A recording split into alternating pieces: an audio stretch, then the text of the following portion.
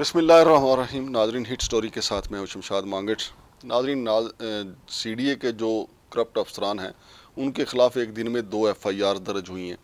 ये आज ही दरख्वास्त नहीं गई थी, बल्कि FIA में चूँकि तहकीकात चलती रहती हैं, कारपोरेट क्राइम सर्कल ने ये दोनों मुकदमात दर्ज किए हैं और दोनों मुकदमात में अफनान आलम और उसके साथ साथ मोहतरमा सिदरा और 3 पटवारी और दूसरा अमला भी शामिल है। एक मुकदमे में 3 पटवारी जो हैं उनको कुर्बानी का बकरा बना दिया गया, उनको गिरफ्तार कर लिया गया है। नाजरीन, चाहिए तो ये था कि जो बड़े मगरमच्छ हैं, जो ताकतवर लोग हैं, वो गिरफ्तार होते। पटवारी गिरफ्तार हुए हैं 3, और हमारे यहाँ हमेशा ऐसे ही होता है। अब 3 पटवारी गिरफ्तार हुए हैं, तीनों की ज़मानतें भी हो जाएंगी और बाकी जो हैं मेन मुलजमान जो हैं अफनान आलम, मैडम ताहरा और एक और बड़े पीपल्स पार्टी के मकामी रहनुमा का भी नाम लिया जा रहा है। अगरचे उनका FIR में नाम नहीं है, इसलिए मैं उनका नाम भी नहीं ले रहा, लेकिन इस सारे के पीछे जो फ्रॉड हुआ है, ये 2 अलग अलग सेक्टर हैं। I-15 में 62 प्लाट थे जिनकी मालियत तकरीबन 65 से 70 करोड़ रुपए बताई जाती है। इनकी जाली कागजात तैयार करके अलाटमेंट की गई थी। अकबर अली हैं इसमें मदई, उन्होंने ये मुकदमा दर्ज करवाया है। 662 कनाल ये एक्वायर लैंड पे फ्रॉड हुआ। अफनान आलम और मोहतरमा सिदरा और फिर पटवारी और काफ़ी लोग साथ, उस वक्त के असिस्टेंट डायरेक्टर लैंड जो हैं वो भी इस सारे धंधे में मुलव्वस थे, आफ्ताब सलीम। और जो पटवारी गिरफ्तार हुए हैं उनमें मोहम्मद आसफ, आबद और मोहम्मद राशिद शामिल हैं। तो नाजरीन, मैंने पहले भी आपसे कहा कि हमेशा पानी ऊपर से नीचे की तरफ ही आता है और हमारे यहाँ तो कानून जो है वो रास्ता ही कमज़ोर की तरफ बनाता है, ताकतवर की तरफ नहीं जाता।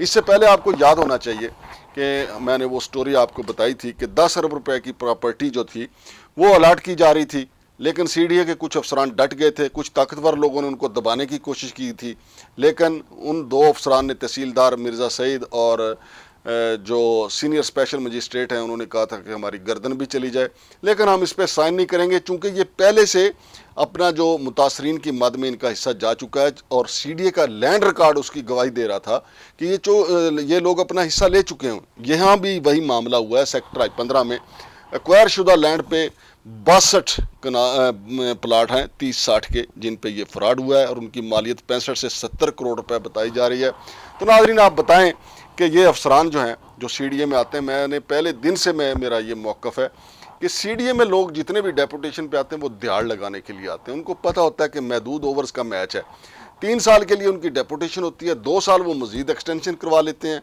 और फिर उन्होंने यहाँ T20 बना के खेलना होता है, खुल खुला के खेलते हैं। एक ओवर में वो कम से कम 20-25 रन लेना तो अपना फ़र्ज़ ऐन समझते हैं। अफनान आलम और मैडम सिदरा ने जिस तरीके से खेला है, और अभी तो कई और चीज़ें, कई और इंक्वायरियाँ अभी पाइपलाइन में हैं, अभी वो चल रही हैं, मामला आगे बढ़ रहे हैं। और दूसरा मुकदमा जो है वो I-12 में सेक्टर I-12 के प्लाट हैं, वहाँ पे 10 प्लाट जो हैं वो उनकी हेरा फेरी की गई है। और नाजरीन, ये प्लाट चूँकि धंधा ही ऐसा है, यहाँ ये रुक नहीं सकता। CDA में कुछ ना कुछ यहाँ चलता रहता है।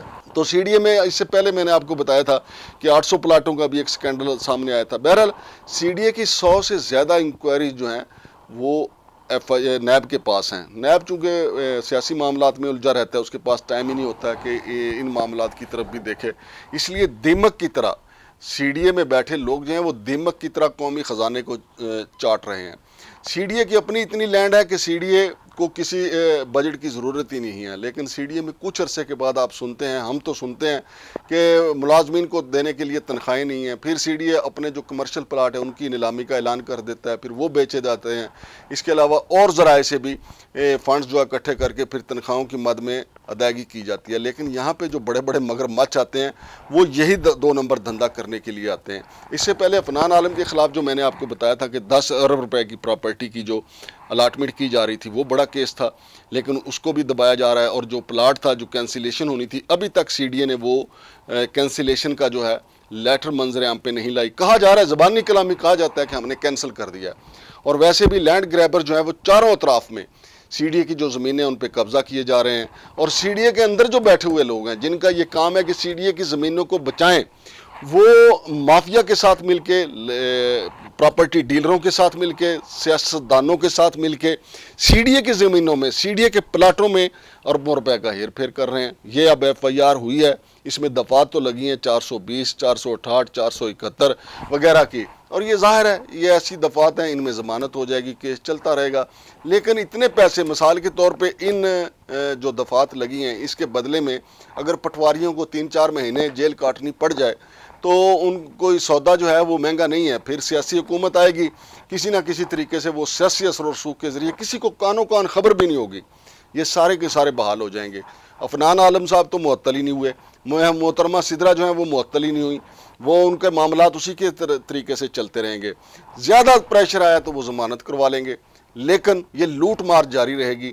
ابھی جو نیا سی ڈی اے کا سیٹ اپ جو اس وقت چل رہا ہے، وہ گرچہ قدم پھونک پھونک کے رکھ رہے ہیں، ان کا کہنا یہ ہے کہ 8 فروری گزر لینے دیں، پھر جو ہے ابتدائی چونکہ اوورز ہیں ان کے، وہ نیا سیٹ اپ آیا سی ڈی اے میں، نئے افسران آئے ہیں، وہ وکٹ کو سمجھ رہے ہیں کہ آؤٹ سوئنگ زیادہ ہوتی ہے، ان سوئنگ زیادہ ہوتی ہے۔